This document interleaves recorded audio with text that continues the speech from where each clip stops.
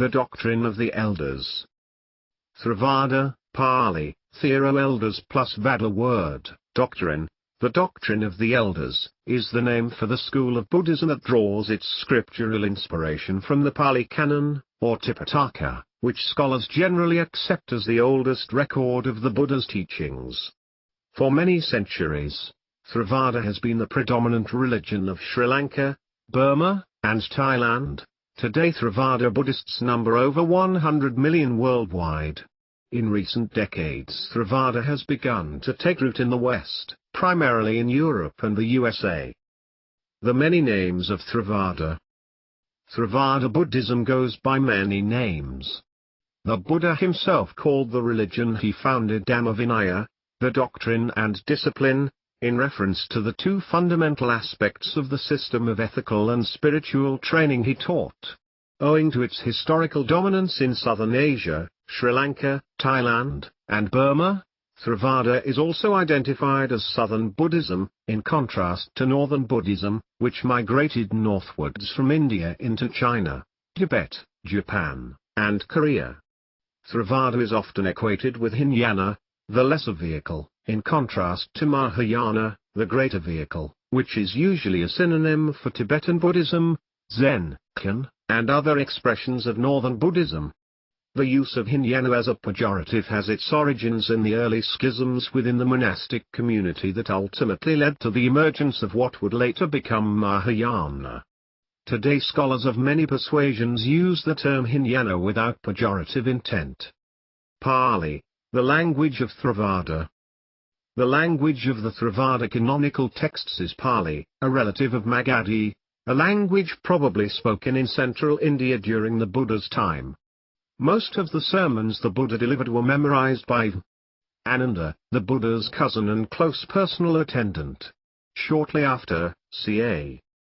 480 BCE, the community of monks, including Ananda, convened to recite all the sermons they had heard during the Buddha's 45 years of teaching. Each recorded sermon, sutta, therefore begins with the disclaimer, Ivami Suttam, thus have I heard. The teachings were passed down within the monastic community following a well-established oral tradition. By about 100 BCE the Tipitaka was first fixed in writing in Sri Lanka by Sinhala scribe monks. Of course, it can never be proved that the Pali Canon contains the actual words uttered by the historical Buddha, and there is ample evidence to suggest that much of the Canon does not. The wisdom the Canon contains has nevertheless served for centuries as an indispensable guide for millions of followers in their quest for awakening. Many students of Theravada find that learning the Pali language, even just a little bit here and there, greatly deepens their understanding of the path of practice. A brief summary of the Buddha's teachings. What follows is a brief synopsis of some of the key teachings of Theravada Buddhism.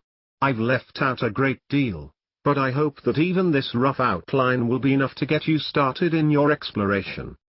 Shortly after his awakening, the Buddha, the Awakened One, delivered his first sermon, in which he laid out the essential framework upon which all his later teachings were based. This framework consists of the Four Noble Truths, four fundamental principles of nature, Dhamma, that emerged from the Buddha's honest and penetrating assessment of the human condition and that serve to define the entire scope of Buddhist practice. These truths are not statements of belief. Rather, they are categories by which we can frame our direct experience in a way that is conducive to awakening. 1. Dukkha, suffering, unsatisfactoriness, discontent, stress. 2. The cause of dukkha. The cause of this dissatisfaction is craving, tanha, for sensuality, for states of becoming, and states of no becoming. 3. The cessation of dukkha, the relinquishment of that craving. 4.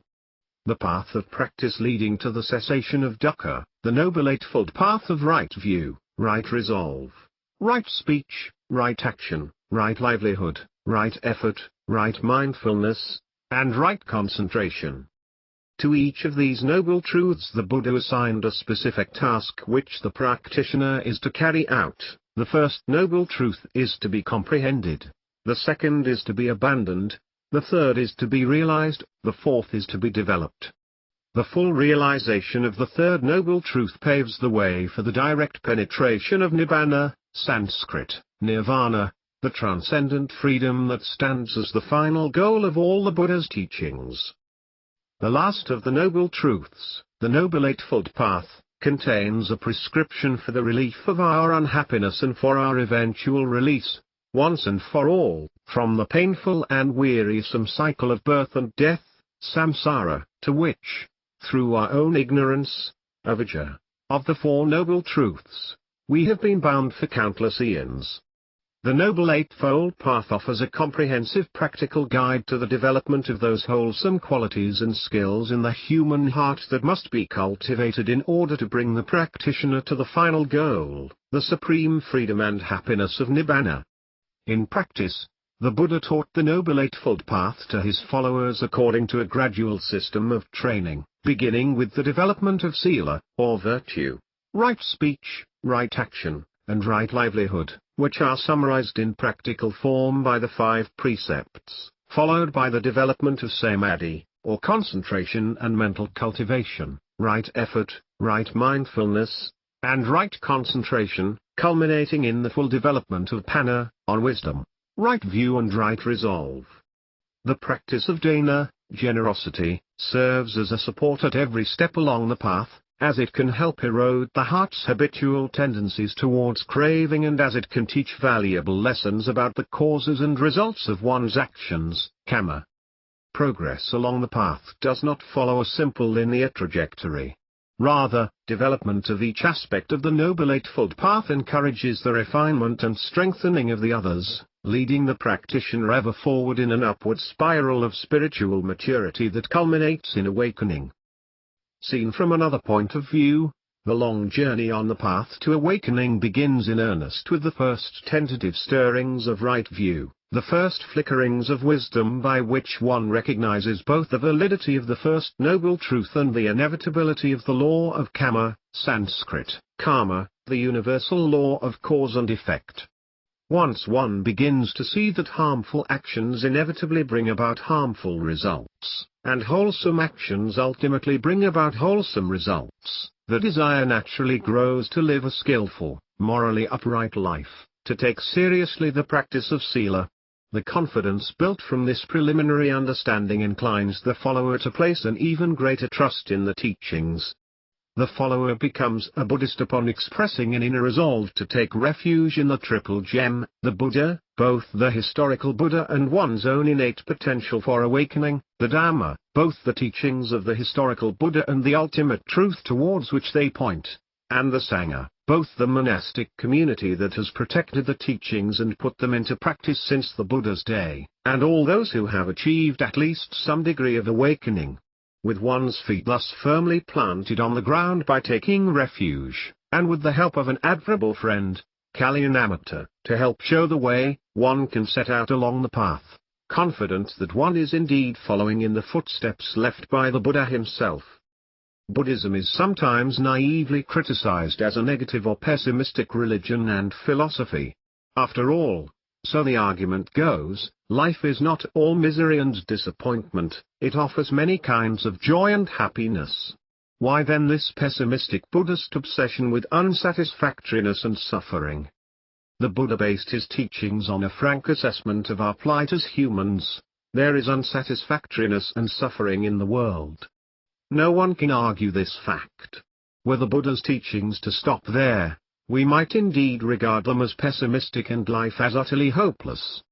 But, like a doctor who prescribes a remedy for an illness, the Buddha offers hope, the third noble truth, and a cure, the fourth.